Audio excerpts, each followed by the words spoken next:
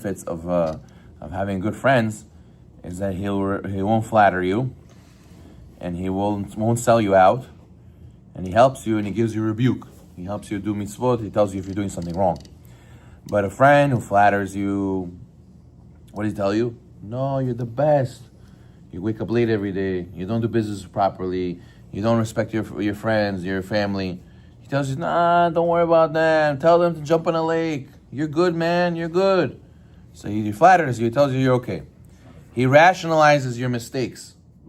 No, it's okay. Okay, so what? You fell in this thing. Okay, everybody falls. It's okay. So what? This is... don't worry. It says the pasuk Sheva Yipol Tzadik V'kam. 7 times the tzaddik falls. Okay, you have 6 more times to fall. Don't worry. Jacob said there. You'll get up after again. Also, it's okay. Don't worry about it. Don't think about it too much. Don't eat yourself. And he's sympathetic to you in your evil deeds. Leave him and stay away from him. A friend, right? חבר שיקח ממך צורכו ויזכך חזק גדול עבור ענת מועטת, מהר וסור מעליו. Similarly, a friend who takes from you what he needs and causes you great harm for a slight benefit, hurry and leave him. You know, on the computer, there's user 1, user 2. There's friends like that also. User 1, user 2. They use you. They only want benefit from you. They don't want friends, they want fans. They want yes men. You know what yes men is? People who stand around him and just say yes. Yes, you're right. Yes, you're good. Yes, let's go. Yes. They don't really need you per se. They don't care about you per se. They just want entourage around them. They want just noise around them, right? Background noise. If I didn't say labai. Labai? Whatever you said, labai. Exactly. Some people they want that. That's what people. Some people want. They're looking for him. He says that's not a real friend. That's not what you. That's not what you need. He says, "Lo tomrum kesher lechol asher yamer ha'am hazeh kasher." The Yeshaya says, "Do not say I join to everything people say when they say let us form a plot." And these people, you have to check yourself if you're able to be part of this group of people. Asur litchaber im rasha b'skei olam. We know it's forbidden to associate with wicked men in affairs of the world. And according to halakha, you're not allowed to do a business partnership with someone who's rasha. What does rasha mean? Rasha means he doesn't keep any of the mitzvot in the Torah. Oh, I don't do kashrut, I don't keep, or Shabbat I don't keep, or shaving with I shave with a razor, or any halakha that's a problem that he does, and he says, it's not for me. To do business with such a person, it's asur. It's a problem. You're associated with a wicked person, as it says, because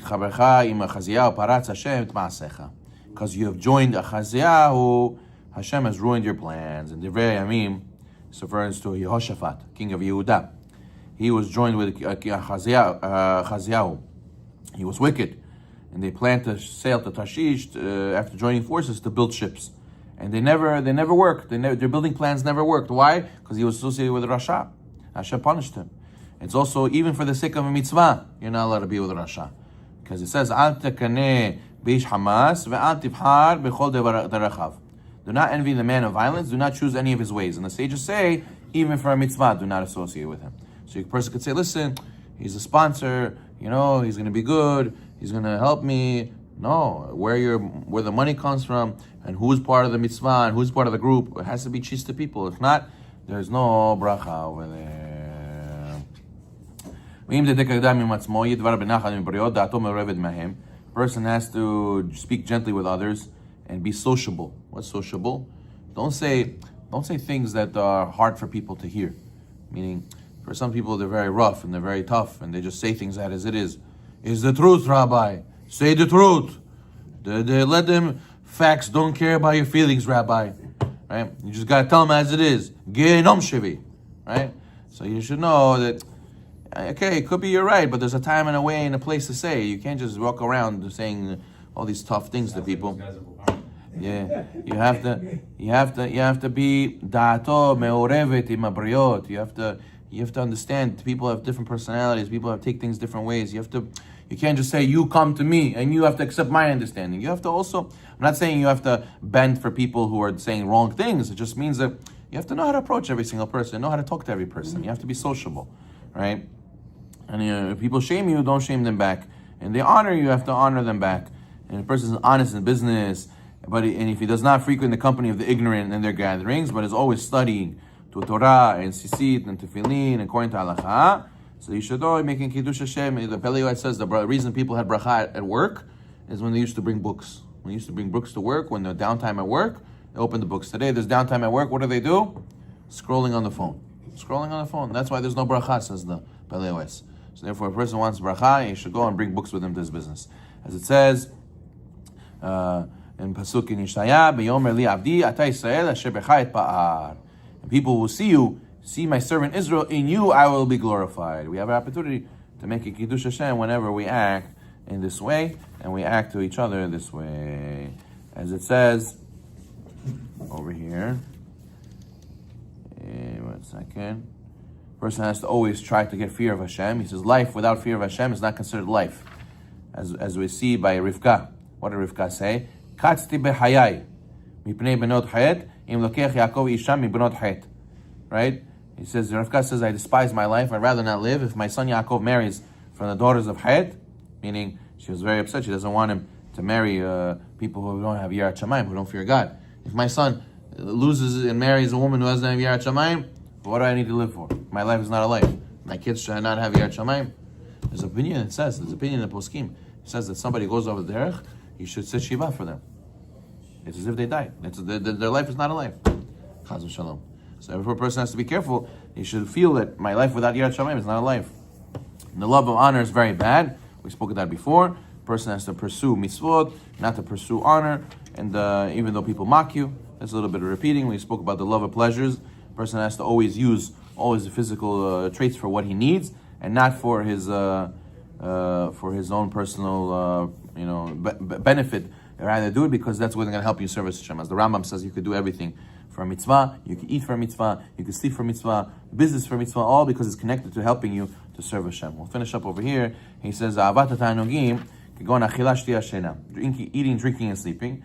So you have to know and think about how is this going to lead me to serve HaKadosh Baruch Hu. When he goes to business and he goes in his occupation, he should not be motivated by desire for money alone, and not for the necessity of obtaining his basic material needs, only that. Rather, you should also realize that this is going to help him serve Hashem. He should eat and drink to what is necessary and not to derive pleasure. Every time a person eats or drinks and he derives pleasure, he's meaning he overeats. He's eating to the point where he feels like I ate enough, not because of what's good for me. It goes to Sitra Achra. Now, when a person engages in eating for pleasure reasons, the Ramchal, right? The Ramchal says that the angel is created, and the Sitra Achra feeds off of that desire that you're experiencing. Meaning, from the fact that you're engaging in desires, that itself feeds the Sitra Achra. But as opposed to when a person eats for the Shem Shamayim, so that's when it's considered a mitzvah. So, and then we said that Arizal says, they say about the Arizal, the reason he got to high levels is because he used to eat the Shem Shamayim. He didn't feed the Sitra Achra, so therefore all the spirituality stayed by him in form of Kedusha and not by Sitra Achra. These are high levels to reach, but the point is that we should know where this is, and we should try to reach that goal. Right? That's why the older generation, they used to a lot of times fast. In Cheshvan, they used to do Bahab. After the high holidays, they used to do Monday, Thursday, Monday, fasting. In order to remind themselves not to fall. Because high holidays, you're high level, and then all of a sudden you go back to regular and you can fall. So they have to remind themselves. And also, some people say we ate too much on the holidays, right? So you fast. But more than that, to remind themselves, when you go back to your regular day life, you have to remember, I'm working, eating, and doing my everyday weekday, have to always do the Shem Shamayim. He says, make your daytime meal lighter than your evening meal. He recommends over here eating twice a day. You have to drink water. You have to not drink too much wine. You have to be able to, even if you have a'u, you have to not overdo it because you have the next day. You have to get up the next day also, right? We should do a meal for the bed. He says people used to eat midday, and then people eat the evening. That's it. He mentions over here. He says, "Sima lecheletcha bayom kala me'achilatcha balayla, im minhagecha lechol pa'amayim bayom." He says that if that's your custom, but I'm saying that sounds like that was their custom back in the day. The Gemara says Talmid Chacham's meal is by chatzot. It's right by midday. What about the meal after shacharit? So Pat Shachrit, they used to that was their Pat Shachrit. They used to delay eating. They used to do intermittent fasting till around 12, 11 o'clock, whatever it is. Eat something then made out of grain. And then they would eat just dinner. They would survive until dinner. But they would drink a lot of water in the morning, though. They would drink a lot of water. And probably they had coffee, too, if they had coffee. I don't know if they had coffee. Okay, fine. And then a person has to know also that he has to exercise. He says a person has to sleep properly, exercise properly, because if not, all these things are going to take away from your Yirat Shamayim and take away from your mitzvot. And a lot of times, you know, in order to be able to have the mind, you have to have the body there. The body has to be taken care of, and then the mind can focus. But if things in your body are hurting you, you're not sleeping well, you're not eating well, now this hurts, that hurts, so it's going to affect your mind. Your mind is not going to be able to cleave to Hashem like it's supposed to. Baruch Adonai Olam.